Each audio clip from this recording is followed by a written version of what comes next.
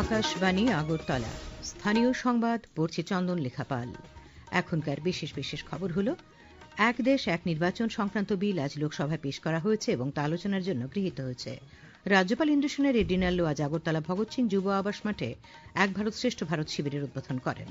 প্রধানমন্ত্রী নরেন্দ্র মোদী আজ রাজস্থানের জয়পুরে ৪৬,৩০০ কোটি টাকারও বেশি মূল্যের ২৪টি উন্নয়ন প্রকল্পের উদ্বোধন ও ভিত্তিপ্রস্তর স্থাপন করেছেন। অর্থমন্ত্রী প্রণজিৎ সিংহ রায় আজ উদয়পুরে ৫ দিন ব্যাপী ২২তম উত্তর পূর্বাঞ্চল দাবার আসরের উদ্বোধন করেন। এবারে আসছে বিস্তারিত সংবাদে। এক দেশ এক নির্বাচন সংক্রান্ত বিল আজ লোকসভায় পেশ করা হয়েছে।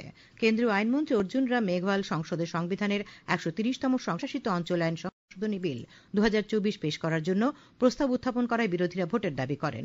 বিলটি উত্থাপনের পক্ষে ২৬৯ জন সদস্য এবং বিপক্ষে ১৯৮ জন ভোট দেন। Congress, TMC, Samajwadi party, DMK, Shivsena, UBT, CPIM সহ বিরোধী দলগুলি বিলগুলিকে সংবিধানের মৌলিক কাঠামোর উপর আক্রমণ বলে অভিহিত করে। তারা বিলগুলি অধিকতর যাচাই বাছাইয়ের জন্য যৌথ সংসদীয় কমিটিতে পাঠানোর দাবি জানান। শ্রী মেঘওয়াল বিরোধী দলগুলির অভিযোগ প্রত্যাখ্যান করে বলেন যে এই বিলগুলি সংবিধানের মৌলিক কাঠামোর বিরুদ্ধে নয়। তিনি এই বিলগুলি যৌথ সংসদীয় কমিটিতে পাঠানোর প্রস্তাব করেন। তিনি এক দেশ এক নির্বাচনের ধারণা অন্বেষণের জন্য রামনাথ কোবিন্দের নেতৃত্বে গঠিত উচ্চ পর্যায়ের কমিটির প্রশংসা করেন। তিনি বলেন, কমিটি রাজনৈতিক দল ও বিশেষজ্ঞ সহ অংশীদারদের সঙ্গে ব্যাপক আলোচনা করেছে। তার আগে কেন্দ্রীয় স্বরাষ্ট্রমন্ত্রী অমিত শাহ বলেন, যখন কেন্দ্রীয় মন্ত্রিসভায় one nation one election bill আসে তখন প্রধানমন্ত্রী নরেন্দ্র মোদী মতামত দিয়েছিলেন যে এটি জেপিসিতে উত্থাপন করা উচিত। রাজ্যপাল ইন্দ্রসেনের রেড্ডি নাল্লু আজ ত্রিপুরা এনসিসি ১৩ নম্বর ব্যাটালিয়নের উদ্যোগে আগরতলার ভগৎ সিং যুব আবাস মাঠে আয়োজিত এক ভারত শ্রেষ্ঠ ভারত শিবিরের উদ্বোধন করেন।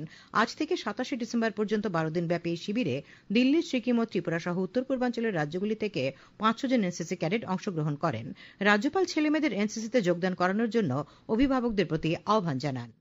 पेरेंट्स को भी कहूंगा कि आपके बच्चों को ये एनसीसी में ज्वाइन होने के लिए भेजो, ताकि उन लोग डिसिप्लिन सीखेगा, ये कंप्यूटर या स्मार्टफोन पकड़ के नहीं रहेगा और जो अनवांटेड कुछ चीजें हैं उसमें उनके मन में नहीं आएगा। जैसा ड्रग्स है, या भी एनसीसी बच्चे ड्रग्स के खिलाफ भी लड़ते हैं, चाइल्ड मैरिजेस के खिलाफ भी लड़ते हैं।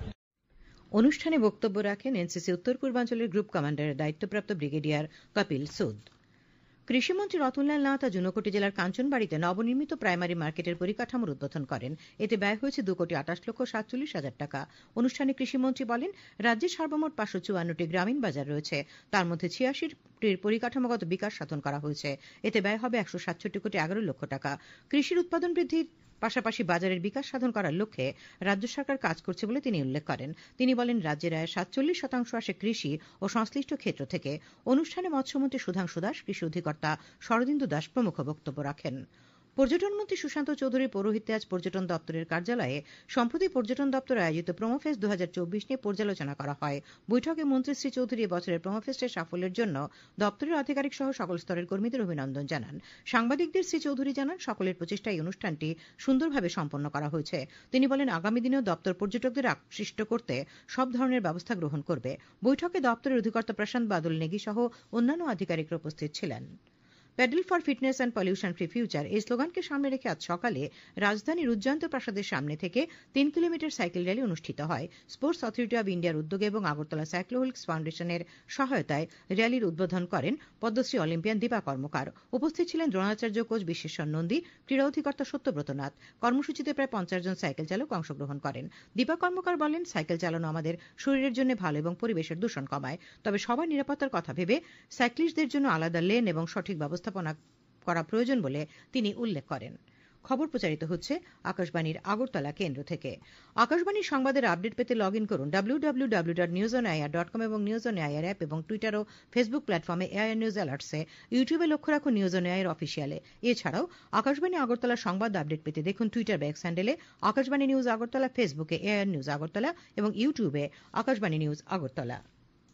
প্রধানমন্ত্রী নরেন্দ্র মোদী আজ রাজস্থানের জয়পুরে ৪৬,৩০০ কোটি টাকারও বেশি মূল্যের বিদ্যুৎ, রাস্তা, রেল এবং জল সংক্রান্ত ২৪টি উন্নয়ন প্রকল্পের উদ্বোধন ও ভিত্তিপ্রস্তর স্থাপন করেছেন। প্রধানমন্ত্রী আজ রাজস্থানের ভজনলাল শর্মা সরকারের ১ বছর পূর্তি উপলক্ষে আয়োজিত উদযাপনে অংশ নেন। তিনি ১১,০০০ কোটি টাকারও বেশি মূল্যের ৯টি প্রকল্পের উদ্বোধন করেন, যার মধ্যে কেন্দ্রীয় সরকারের ৭টি প্রকল্প এবং রাজ্য সরকারের ২টি প্রকল্প রয়েছে। তিনি ৩৫,৩০০ কোটি টাকারও বেশি মূল্যের ১৫টি প্রকল্পের ভিত্তিপ্রস্তর স্থাপন করেন। অনুষ্ঠানে প্রধানমন্ত্রী বলেন যে পার্বতী কালেসিন চম্বল লিঙ্ক প্রকল্প রাজস্থানের জল সমস্যার স্থায়ী সমাধান করবে। তিনি বলেন, এই প্রকল্প শুধু বিনিয়োগই বাড়াবে না, তরুণদের সীমাহীন কর্মসংস্থানের সুযোগও দেবে। প্রধানমন্ত্রী বলেন, জল সংরক্ষণ সময়ের প্রয়োজন এবং দেশের প্রতিটি নাগরিকের এতে অবদান থাকা উচিত। রাজস্থানের রাজ্যপাল হরিভাবু বাগদে, মুখ্যমন্ত্রী ভজনলাল শর্মা, মধ্যপ্রদেশের মুখ্যমন্ত্রী মোহনলাল যাদব, জলশক্তি কেন্দ্রীয় মন্ত্রী সি.আর. পাটিল অনুষ্ঠানে উপস্থিত ছিলেন।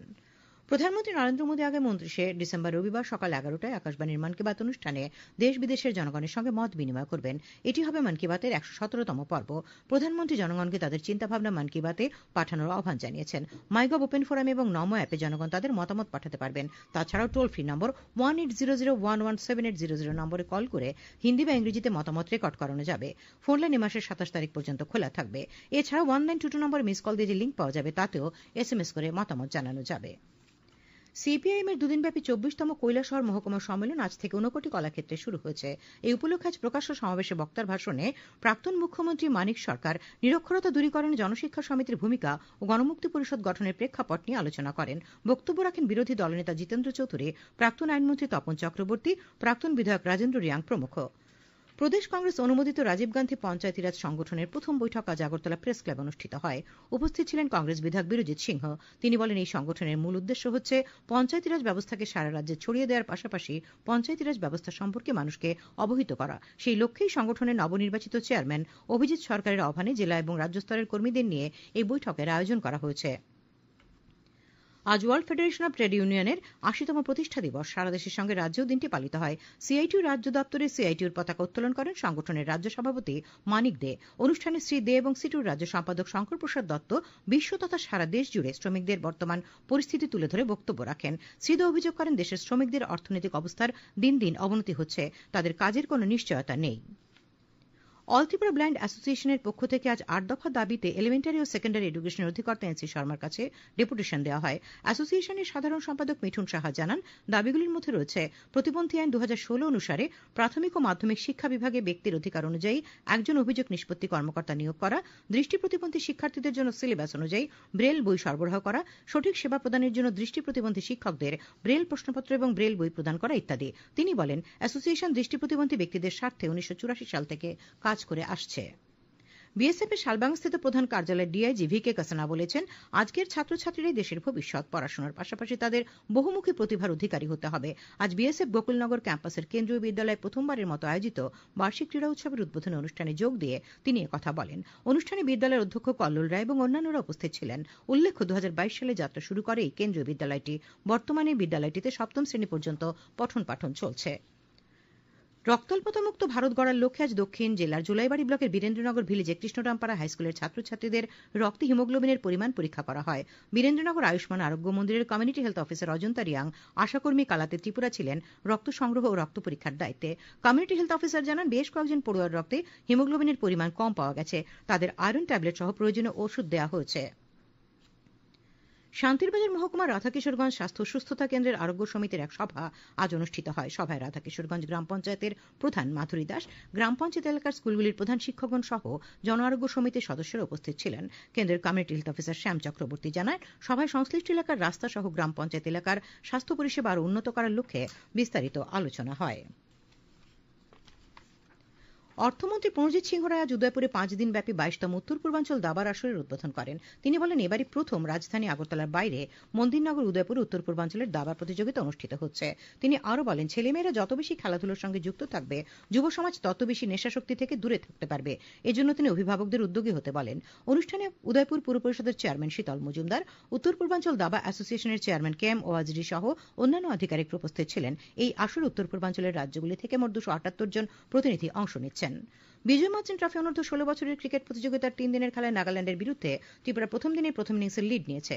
কটকে অনুষ্ঠিত খেলায় প্রথমে ব্যাট করতে নেমে নাগাল্যান্ড প্রথম ইনিংসে সবকটি উইকেট হারিয়ে মাত্র 60 রান করে। জবাবে রাজ্য দল লিড নিয়ে প্রথম ইনিংসে 201 রানে সবাই আউট হয়ে যায়। 141 রান থেকে পিছিয়ে থেকে দ্বিতীয় ইনিংসে খেলতে নেমে নাগাল্যান্ড দিনের শেষে 1 উইকেট হারিয়ে 14 রান করে। আবহাওয়া, আগামীকাল আকাশ আংশিক মেঘাচ্ছন্ন থাকবে। সকালে মাঝারি পর্যায়ে কুয়াশা পড়বে। তাপমাত্রা সর্বোচ্চ 28 ডিগ্রি সেলসিয়াস এবং সর্বনিম্ন 15 ডিগ্রি সেলসিয়াসের কাছাকাছি থাকবে।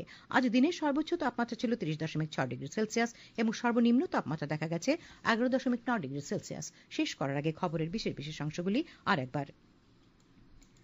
এক দেশ এক নির্বাচন সংক্রান্ত বিল আজ লোকসভায় পেশ করা হয়েছে এবং আলোচনার জন্য গৃহীত হয়েছে। রাজ্যপাল ইন্দ্রসেনা রেড্ডি নাল্লু আজ এক ভারত শ্রেষ্ঠ ভারত শিবিরের উদ্বোধন করেন। প্রধানমন্ত্রী নরেন্দ্র মোদী আজ রাজস্থানের জয়পুরে 46,300 কোটি টাকারও বেশি মূল্যের 24টি উন্নয়ন প্রকল্পের উদ্বোধন ও ভিত্তিপ্রস্তর স্থাপন করেছেন। অর্থমন্ত্রী প্রণজিৎ সিংহ রায় আজ উদয়পুরে 5 দিনব্যাপী 22তম উত্তর পূর্বাঞ্চল দাবার আসর